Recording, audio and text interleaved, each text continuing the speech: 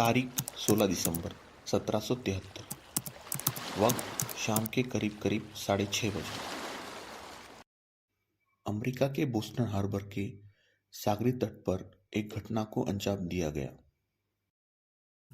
इतिहास में इस घटना का जिक्र बोस्टन टी पार्टी के नाम से दर्ज है।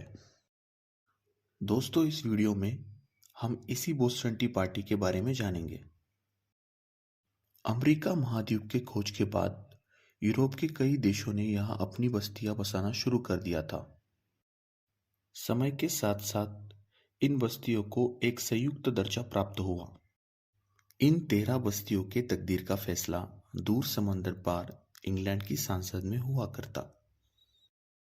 17वीं शताब्दी आते आते यूरोप के साथ साथ अमेरिका महाद्वीपों पर चाय लोकप्रिय हो चली थी। चाय की पत्तियों को चीन से आयात किया जाता था। चाय की बढ़ती लोकप्रियता के चलते यूरोप में चाय की आयात के लिए प्रतिस्पर्धियों का निर्माण होने लगा था। इंग्लैंड ने इन प्रतिस्पर्धियों को दूर करते हुए अपनी घर की ही कंपनी यानी ईस्ट इंडिया कंपनी को चाय की आयात करने का एकाधिकार दे दिया। अब चाय चीन से केवल ईस्ट इंडिया कंपनी ही आयात कर सकती, जो उसे इंग्लैंड को बेचनी पड़ेगी। 1721 में इंग्लैंड में बने एक कानून के तहत चाय को केवल इंग्लैंड से ही निर्यात किया जाने लगा। अपने इस एकाधिकार के चलते इंग्लैंड मालामाल हो रहा था। मगर 1760 में आई आर्थिक मंदी की वजह से इंग्लैंड संसद ने चाय पर अतिरिक्त कर लगाना शुरू कर दिया।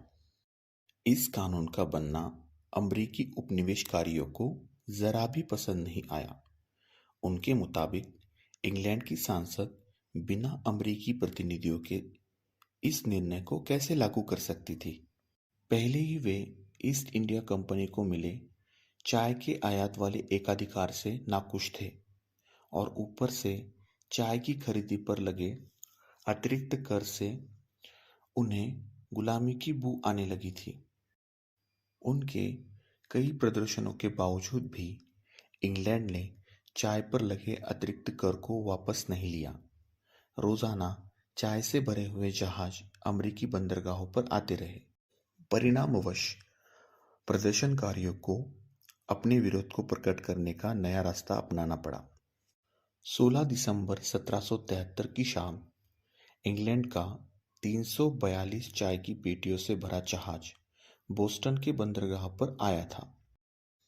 जहाज से चाय की पेटियों को बस उतारा ही जाने वाला था, तभी लगभग 130 पुरुषों का काफिला एकाएक जहाज पर चढ़ गया। फिर क्या था, जहाज पर चढ़ते ही सभी ने अपनी एकात्मता का परिचय देते हुए एक के बाद एक चाय की पेटियों को समंदर में फेंकना शुरू कर दिया। इस तरह विरोध करना इतना लोकप्रिय हो गया कि लोगों ने इसे बोस्टन टी पार्टी का नाम दे डाला। बोस्टन टी पार्टी के परिणाम।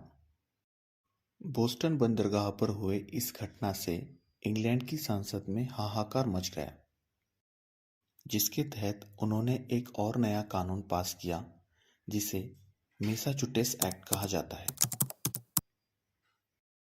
इस कानून के तहत ब्रिटिश सैनिक कमांडर को अमेरिकन प्रांतों का राज्यपाल बनाया गया और बोस्टन बंदरगाह को बंद कर दिया गया। इंग्लैंड में बनी इन दमन नीतियों से परेशान होकर अमेरिकी उपनिवेशी आपस में संगठित होने लगे। 5 सितंबर 1774 में फिलाडेल्फिया में हुई पहली कांग्रेस बैठक के बाद उन्होंने ब्रिटिश संसद द्वारा पारित सभी कानूनों को रद्द करने की मांग की। इस मांग को इंग्लैंड द्वारा खारिज किया गया, जो दोनों के बीच होने वाले युद्ध का बिगुल था। युद्ध ने एक नए क्रांति को जन्म दिया, जिसे अमेरिका की राज्य क्रांति कहा जाता है, जिसके बारे में हम अगले वीडियो में जानेंगे। तो आज के लिए बस इतना ही। धन्यवाद।